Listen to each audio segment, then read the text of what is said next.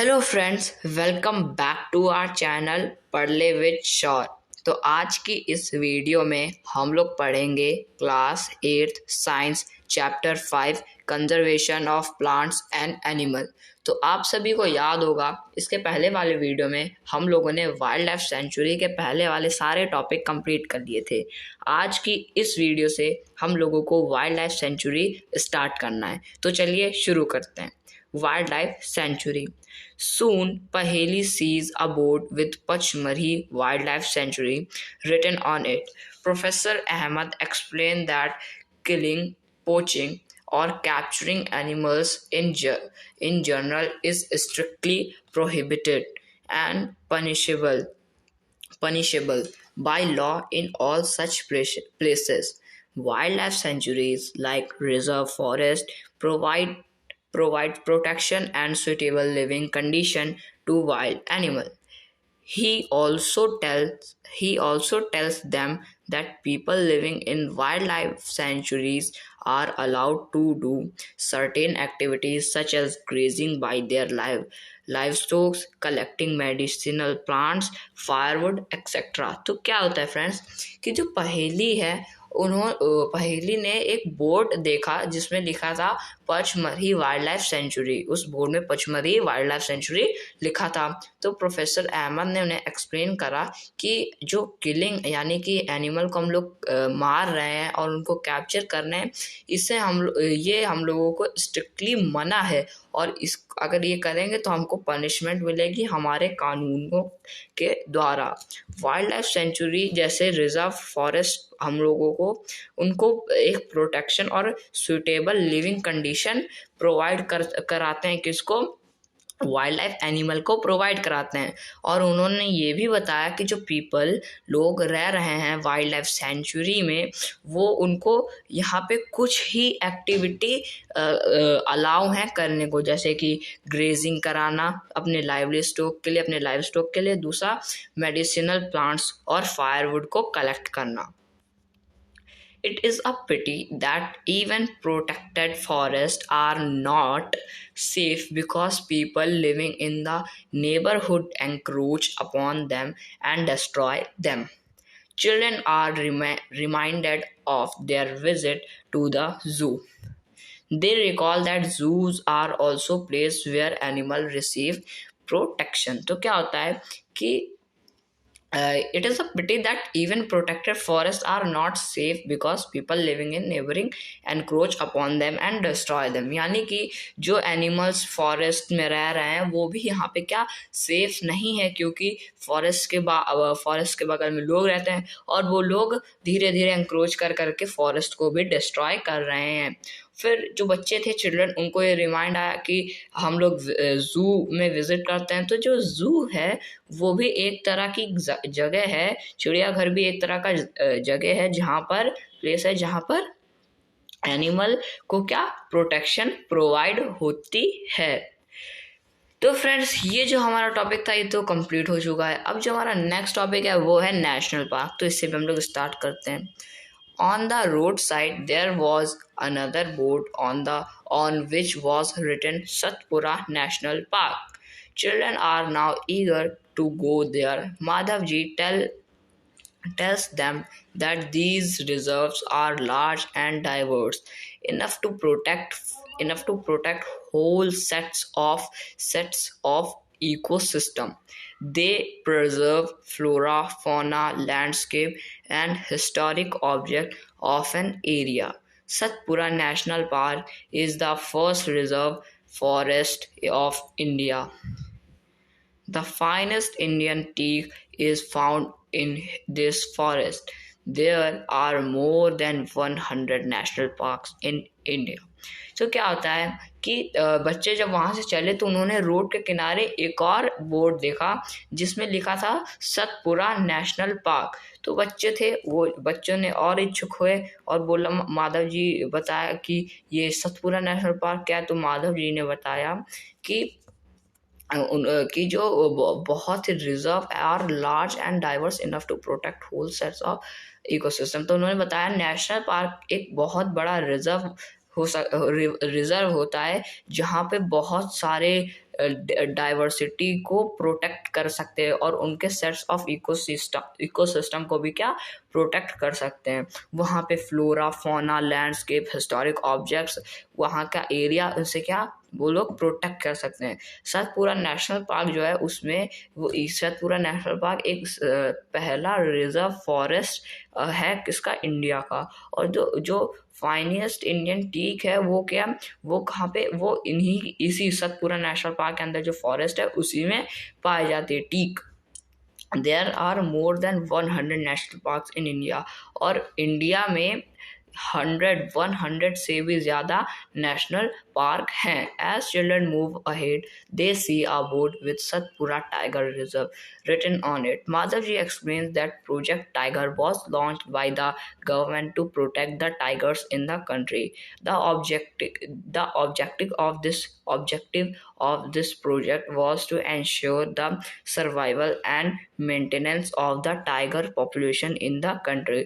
फिर क्या होता है कि जैसे बच्चे आगे चलते हैं तो वो लोग एक बोर्ड देखते हैं सतपुरा टाइगर रिजर्व का, उसमें लिखा होता है। तो माधव जी एक्सप्लेन करते हैं किसके बारे में, प्रोजेक्ट टाइगर के बारे में। तो उन्होंने बताया कि जो प्रोजेक्ट टाइगर है वो लॉन्च होता है गवर्नमेंट के द्वारा ताकि वो टाइगर्स को प्रोटेक्ट कर सके अपनी कंट्री में। और जो इसका ऑब्जेक्टिव था इस प्रोजेक्ट का वो ये था कि इंश्योर करा जा सके कि जो सर्वाइवल और मेंटेनेंस है टाइगर का वो हमारी पॉपुलेशन, वो टाइगर की पॉपुलेशन है वो हमारी कंट्री में हो सकती है। Tiger is one of the many species which are slowly disappearing from our forest. But the Satpura Tiger Reserve is unique in the sense that a significant increase in the population of tigers has been seen here. Once upon a time, animals like lions, elephants, wild buffaloes, and Barasingha were also found in the Satpura National Park. Animals whose numbers are diminishing to a level that they might face extinction are known as the endangered animal. Bujo is reminded of the dinosaurs which because extinct a long time ago. Survival of some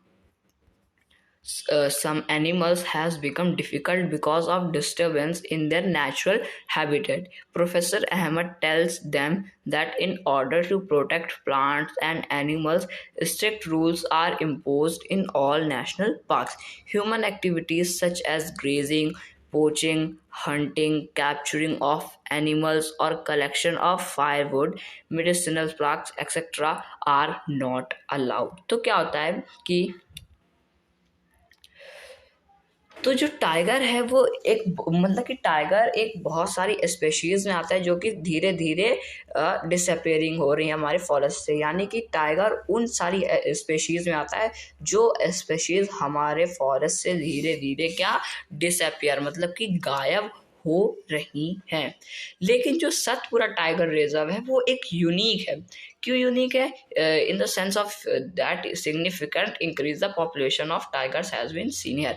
मतलब कि जैसे कि सारे forest से tigers disappear हो रहे हैं, कम हो रहे हैं, और जो सतपुरा रिजर्व है, सतपुरा टाइगर रिजर्व, वहाँ पे जो टाइगर है उनकी पॉपुलेशन बढ़ रही है।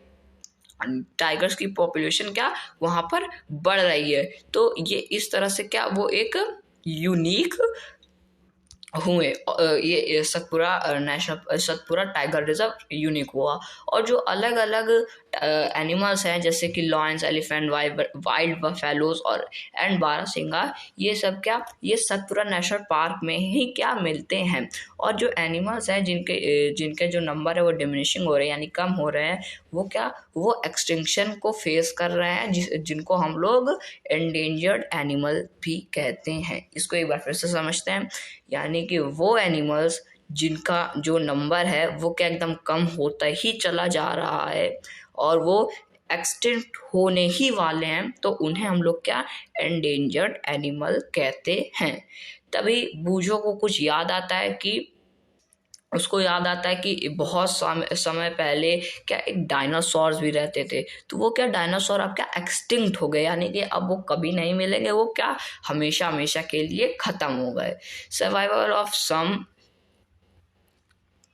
survival of some animals has become difficult because of disturbance, यानी कि जो सर्वाइवल है एनिमल्स का वो काफ़ी डिफिकल्ट हो गया, क्योंकि because of disturbance in their natural habitat, यानी उनके नेचुरल हैबिटेट में काफ़ी ज़्यादा डिस्टर्बेंस हो गया। इसकी वजह से उनका क्या जीना काफ़ी मतलब कि वो क्या इसलिए वो एक्सटेंट हो गया, उनका सर्वाइवल इसलिए पॉसिबल नहीं हो रहा है। Professor Ahmed tells them that in order to protect plants and animals, strict rules are imposed in our national park.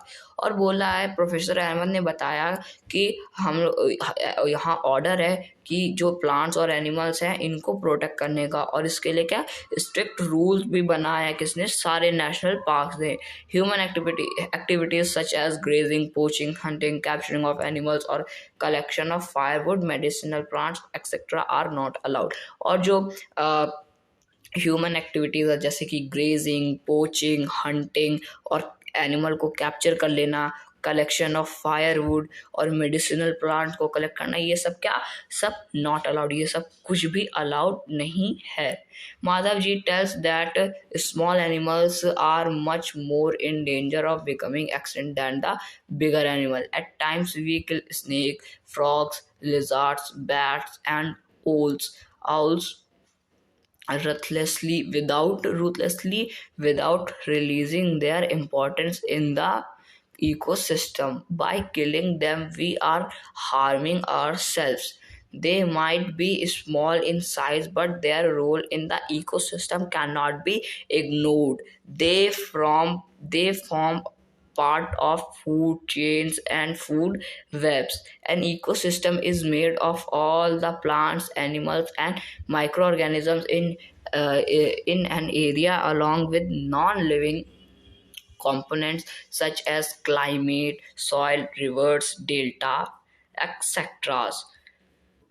तो क्या होता है कि जो माधव जी ने उन्होंने पहेली को बताया कि जो स्मॉल एनिमल्स है वो ज़्यादा खतरे में है, कंपेयर कर जैसे कि स्मॉल एनिमल ज़्यादा खतरे में है कंपेयर टू बिगर एनिमल, यानी कि बड़े जानवरों से ज़्यादा छोटे जानवर ज़्यादा खतरे में है। हम लोग snake, frog, lizard, bat, owls को क्या ऐसे बिना सोचे समझे मार देते हैं, लेकिन अगर हम लोग रियलाइज़ करें कि इनका जो इम्पोर्टेंस है वो हमारे इकोसिस्टम में बहुत ज़्यादा है, इनको किल करके, इनको मार के हम लोग अपने आप को ही क्या हार्म कर रहे हैं, हम लोग अपने आप को ही चोट पहुंचा रहे हैं। ये भले ही स्मॉल साइज के हों, लेकिन ये हमारे इकोसिस्टम में बहुत बड़ा रोल निभाते हैं, और लेकिन हम लोग इनको क्या इग्नोर कर देते हैं। ये एक टाइप का फूड चेन को क्या फॉर्म करते हैं। जो एक इकोसिस्टम होता है वो बना होता है प्लांट्स, एनिमल और माइक्रो ऑर्गेनिजम्स में, और non living components such as climate, salts, river, deltas etcetera. यानी कि जो एक इकोसिस्टम होता है वो प्लांट्स, एनिमल्स, माइक्रो ऑर्गेनिज्म से बना होता है, और साथ ही में नॉन लिविंग थिंग से भी बना होता है, जैसे कि climate non living thing, soil non living thing, river deltas, water, ये सब क्या नॉन लिविंग थिंग। तो इससे भी क्या हमारा इकोसिस्टम बना रहता है। तो फ्रेंड्स, ये जो हमारा टॉपिक है ये तो कंप्लीट हो चुका है। अब जो हमारा नेक्स्ट टॉपिक है वो है रेड डेटा बुक, तो इसे भी हम लोग स्टार्ट करते हैं। Professor Ahmad explains about Red Data Book to the children. He tells them that Red Data Book is the source book which keeps a record of all the endangered animals and plants. Red Data Book is maintained internationally by an organization. India also maintains Red Data Book for plants and animals found in India.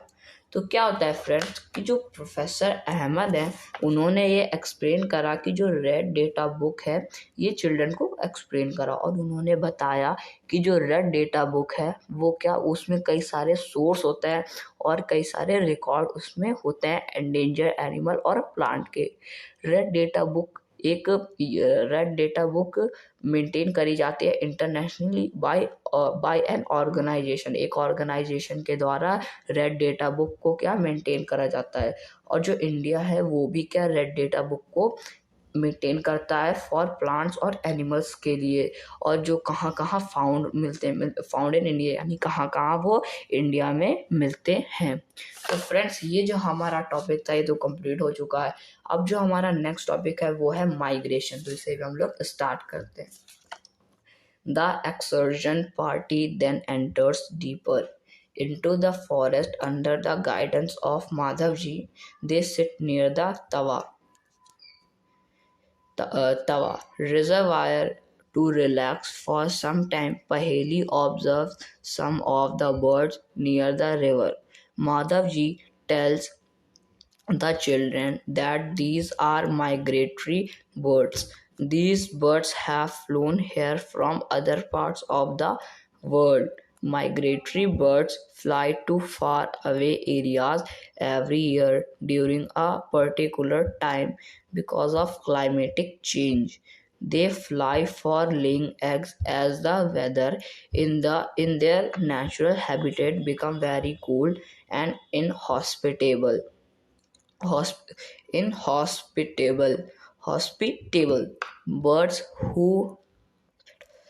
birds who cover long distance to reach another land are known as migratory birds। तो क्या होता है कि जो एक exertion party के बाद जो वो जो पहेली और जो लोग थे माधव जी, वो सब क्या वो डीपर फॉरेस्ट के अंदर चले गए under the guidance of Madhav ji, यानी कि माधव जी के गाइडेंस के साथ वो लोग अंदर तक चले गए फॉरेस्ट के। और फिर वो लोग एक तवे के किनारे बैठ गए। वहाँ एक रिजर्वायर था तो उसमें क्या वो लोग रिलैक्स करने लगे कुछ टाइम के लिए। पहेली ने तभी क्या ऑब्जर्व करा कुछ कि वहाँ पे कुछ बर्ड्स रिवर के किनारे हैं। तो माधव जी ने उन बच्चों को बताया कि ये जो बर्ड्स हैं ये माइग्रेटरी बर्ड्स है। माइग्रेटरी बर्ड्स वो बर्ड्स होती हैं जो कि बहुत लंबा लंबा बहुत ही ज़्यादा दूर दूर लंबा लंबा डिस्टेंस को क्या कवर करती हैं वर्ल्ड का। जो माइग्रेटरी बर्ड्स होती हैं वो एक एरिया से दूसरे एरिया तक जाती हैं और वो काफ़ी दूर तक जाती हैं। जैसे कि एक बर्ड है उसका नाम नहीं याद आ रहा, वो ऑस्ट्रेलिया से इंडिया आती है ठंडियों में, और जब गर्मी होती है तो वो यहाँ से इंडिया से ऑस्ट्रेलिया जाती है। जब जब ऑस्ट्रेलिया में ठंडी पड़ती है तो वो इंडिया आती है, और जब इंडिया में ठंडी पड़ती है तो वो ऑस्ट्रेलिया चली जाती है।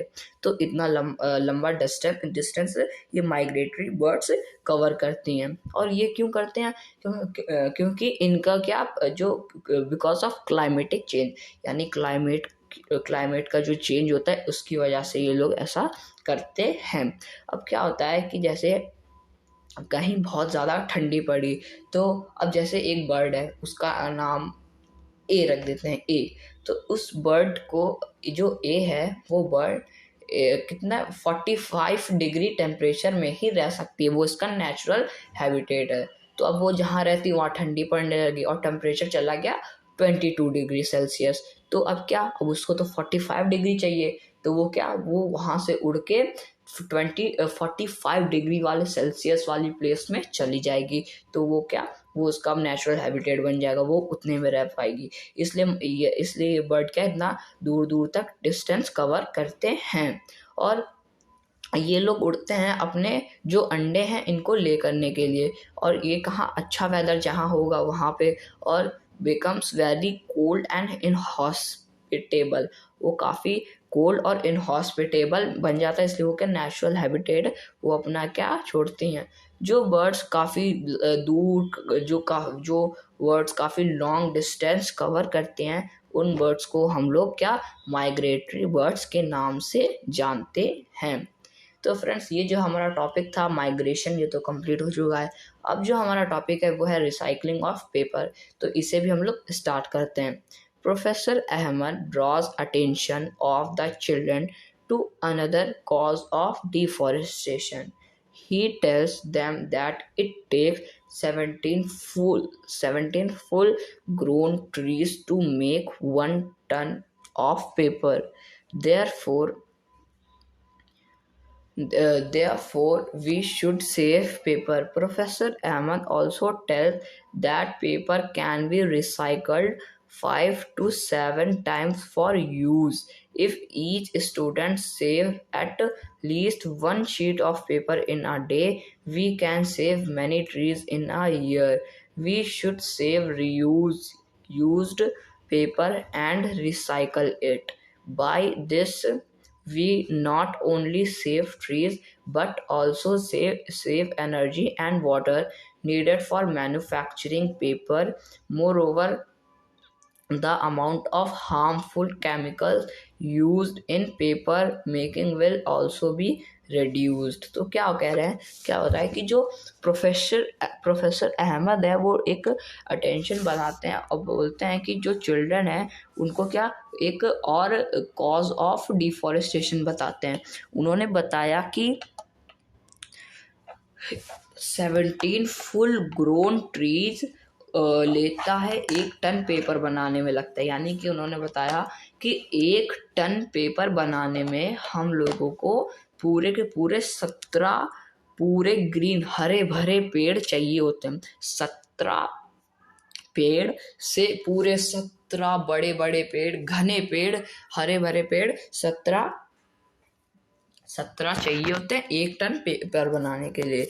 इसलिए लोग हमें कहते हैं सेफ पेपर. अब हम लोग जब भी हम लोग को कहते हैं सेफ पेपर, सेफ ट्री, अब पेपर से ट्री का क्या मतलब, तो इसलिए ये मतलब है कि अगर हम लोग साल में एक पेपर, मतलब कि अगर हम लोग हर बच्चा एक पेपर भी बचाता है, तो एक शीट ऑफ पेपर भी बचाता है, तो जो साल में हम लोग बहुत सारे पेड़ को क्या बचा सकते हैं. और जो प्रोफेसर है और जो प्रोफेसर नहीं, और जो पेपर है वो एक बार में 7 बार 7 बार रिसाइकल हो सकता है और उसको रीयूज़ करके कुछ और भी चीज़ बनाई जा सकती है. लेकिन जो ट्रीज़ हैं और उनको सेव करके हम लोग क्या एनर्जी और वाटर को भी सेव कर सकते हैं. कैसे सेव कर सकते हैं, अगर देखो पेड़ अगर पेपर नहीं बनाएंगे तो ट्री तो सेव होंगे ही, और साथ ही में वाटर और एनर्जी भी सेव होगी. क्यों? क्योंकि पेपर बनाने में वाटर की ज़रूरत पड़ती है, एनर्जी इलेक्ट्रिसिटी की ज़रूरत पड़ती है, और पेड़ की तो पड़ती है. तो यानी अगर हम लोग पेपर नहीं बनाएंगे, पेपर का रीयूज़ कर लेंगे, तो हमारी क्या ये तीनों चीज़ें तीनों मोस्ट इम्पॉर्टेंट चीज़ें बच सकती हैं. और इसमें मोर ओवर जो अमाउंट ऑफ हार्मफुल केमिकल्स जो कि पेपर बनाने में होता है वो भी रिड्यूस हो जाएगा. तो फ्रेंड्स, ये जो हमारा टॉपिक था ये तो कंप्लीट हो चुका है. अब जो हमारा नेक्स्ट टॉपिक है वो है रीफॉरेस्टेशन. तो इसे भी हम लोग स्टार्ट करते हैं. Professor Ahmad suggested that the answer to deforestation is reforestation. Reforestation is restocking of the destroyed forest by planting new trees. The planted trees should generally be of the same species which were found in that forest. We should plant at least as many trees as we cut. Reforestation can take place naturally also. If the deforested area is left undisturbed, it reestablishes itself. In natural reforestation, there is no role of human beings. We have already caused tremendous damage to our forests. If we have to retain our green wealth for future generation, plantation of more trees is the only option. Professor Ahmed told them that in India we have the Forest Conservation Act. This act is aimed to preservation and conservation of natural forest and meeting the basic needs of the people living in or near the forest. After some rest, Madhavji asked the children to start heading back because it is not advisable to stay in the jungle after sunset. On getting back, Professor Ahmed and the children thanked Madhavji for guiding them through this exciting experience. Professor Ahmed suggests that the answer to the deforestation is reforestation. यानी कि जो professor Ahmad हैं उन्होंने deforestation का answer reforestation को बताया। मतलब कि अगर आपको डिफॉरेस्टेशन से बचना है तो आपको रिफॉरेस्टेशन करना पड़ेगा। कैसे कि जो रिफॉरेस्टेशन होता है, रिफॉरेस्टेशन मतलब होता है, reforestation is restocking of the destroyed plant. यानी कि जो रिफॉरेस्टेशन है इसका मतलब ये होता है कि जैसे डिफॉरेस्टेशन मतलब कि फॉरेस्ट काटना, जंगल काटना, पेड़ काटना, तो रिफॉरेस्टेशन मतलब कि पेड़ लगाना, जंगल को लगाना, पेड़ लगाना।